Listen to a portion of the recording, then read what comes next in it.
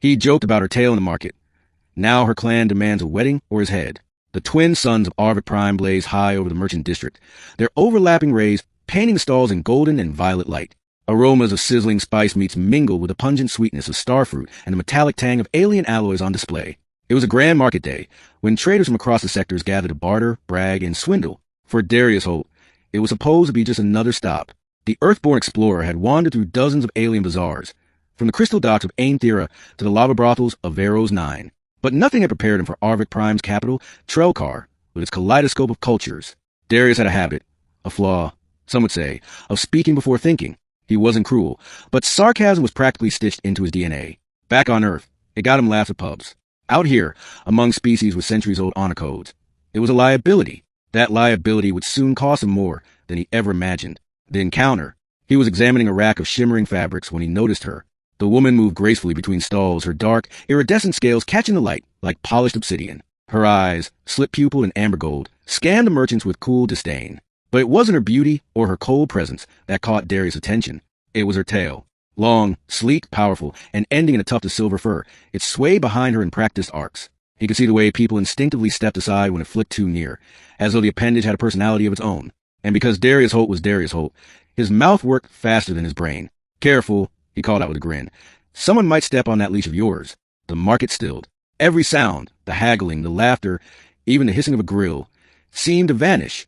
Heads turned. Merchants froze mid-transaction. Even the spice steam appeared suspended in the air. The woman's eyes snapped to him, her pupils narrowing to needle-thin slits. Her tail stilled. Then it lashed once, cracking the air like a whip. You dare, she said softly, voice dripping with venom, to mock the mark of my bloodline? Darius blinked, still half smiling. It was just a joke. Her lips curled, revealing sharp ivory fangs. To insult a Karatha's tail is to insult her honor. And the penalty, a voice boomed across the market, shaking the ground, is blood or binding. From the crowd emerged 3 towering figures, armored in bone plate and carrying ceremonial blades. Their tails, thicker and barbed, swept behind them like living weapons. They were unmistakably her kin. The tallest, his crest of horns polished and gleaming, pointed a claw at Darius. Off-worlder, you mock Lady Soren Kareth, first daughter of the Black Fawn clan. Tradition demands satisfaction. You must either wed her or die by our blades. The trap of honor. Darius's smirk faltered. Wait, hold on. You can't be serious. The crowd murmured, some in shock, others in eager anticipation of blood. Market days were dull, without at least one duel. But the Kareth enforcers were deadly serious. Their culture was infamous throughout the quadrant. Their tales were sacred, extensions of their soul, tied to lineage and status. Insulting one wasn't banter, it was blasphemy. Lady Soren stepped forward, her scales glimmering with cold fire. She was beautiful, yes, but her gaze carried no warmth, only a predator's calculation. Do not whimper, off-worlder, she said. Marriage to me would elevate you beyond your pathetic station. Refuse, and my brothers will flay you where you stand. Darius swallowed hard. His heart pounded, not just from fear, but from the absurdity of it all. Married? To a reptilian war princess he'd met seconds ago? I think there's been a misunderstanding, he stammered. On Earth, jokes are just jokes. No offense intended. The crowd hissed in disapproval. The eldest brother unsheathed his blade, its edge humming with plasma energy. Choose, he snarled. A wedding or your head? The decision. Darius's brain scrambled. Running was impossible. The Kareth were faster, stronger, and the market was packed. Fighting? Even worse. He'd seen Kareth warriors tear apart armored droids with their bare hands. That left only one option. Fine, he shouted, throwing up his hands. Marriage. I'll marry her. Gasps rippled through the crowd. Soren's amber eyes narrowed, and for the first time, a flicker of amusement curved her lips. So be it, she murmured. The blood bond shall be sealed. Before Darius could backpedal, the brothers flanked him, their claws gripping his arms like iron. The crowd roared approval. The wedding. The Kareth did not waste time. Within hours, Darius found himself dragged into the subterranean halls of the Black Fawn clan's fortress, carved into the side of a volcanic mountain. Torches of blue fire lit the walls, casting shadows like crawling beasts. At the center of the grand chamber stood an obsidian altar, carved with runes older than human civilization. Soren stood beside it, draped in ceremonial armor of silver and crimson, her tail coiled elegantly around her waist. Her expression was unreadable, but her eyes never left him. Darius, now dressed in a rough Kareth tunic that smelled of smoke, was pushed forward. The clan elder, an ancient female whose tail was split into 2, raised a staff. Her voice echoed like thunder. By insult and oath, by blood and bond, this union shall be forged. Speak the vows or perish. Darius's mouth went dry. He had no idea what the vows were. Soren leaned close, her breath hot against his ear. Repeat after me, off-worlder, if you wish to live. He obeyed, stumbling over guttural syllables, swearing fealty to her bloodline, vowing to honor her tale as sacred, and pledging his life to the clan. The elder sliced his palm in Soren's, pressing them together over the obsidian altar. Their blood hissed as it touched the stone, binding them in a ritual older than the stars. It is done, the elder declared. By blood and binding, you are now one. The chamber erupted in roars and tail thrums. Darius felt faint. He was married. The aftermath.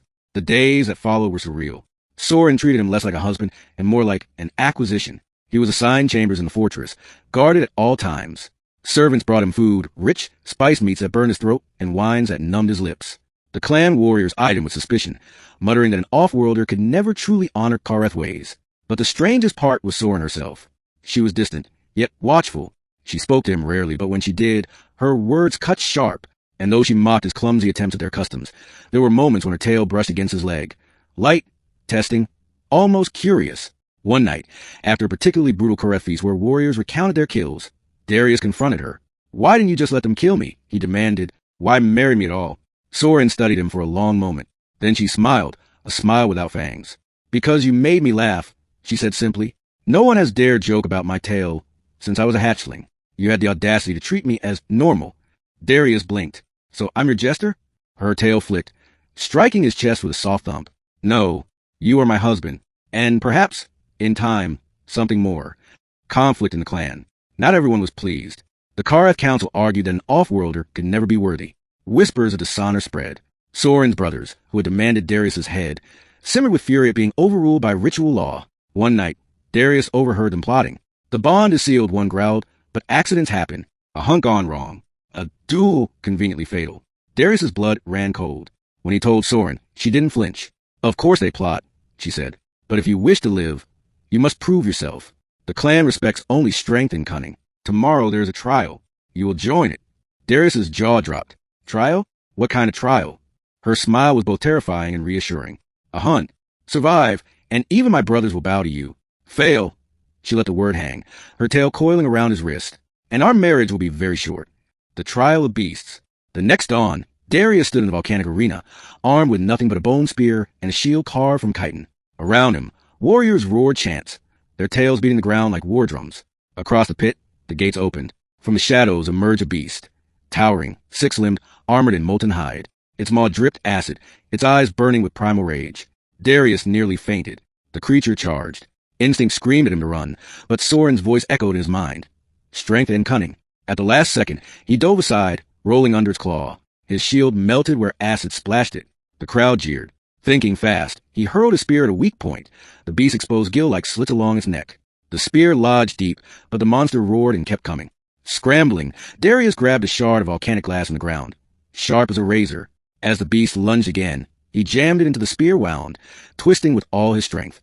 With a final shriek, the creature collapsed, blood sizzling on the stone. Silence. Then a thunderous roar of approval. Soren's brother stared, stunned. Soren herself watched from the dais, her tail coiling in satisfaction. Acceptance and revelation. That night, the clan held a feast in his honor. Darius sat beside Soren, no longer mocked but toasted. Warriors clashed cups with him, begrudgingly respecting his cunning. Later, when the hall emptied, Soren turned to him. "You have survived where few outsiders could. Perhaps you are more than a fool with a quick tongue." Darius smirked, exhausted but alive. "So, I'm not getting executed anymore." Her tail brushed his arm, lighter than before. "No, you are Kareth now. My clan, my blood, my mate." For the first time, her gaze softened, not a predator's eyes, but something warmer.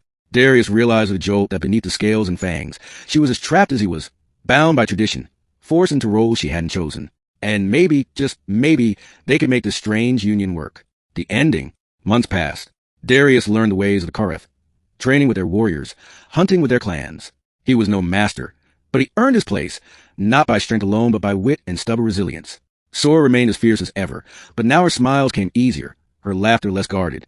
And though their beginning was absurd, born of a careless joke, something real began to grow between them. One night, as the twin sun set beyond the volcanic peaks, Soren stood beside him, her tail wrapping around his waist. "You mocked my tail once," she said softly. "Now it binds you. Do you regret it?" Darius grinned, pulling her close. "Not for a second. And under the alien stars of Arvid Prime, the fool who joked and the warrior princess who demanded his head found themselves not in blood or binding alone, but in something stronger, love.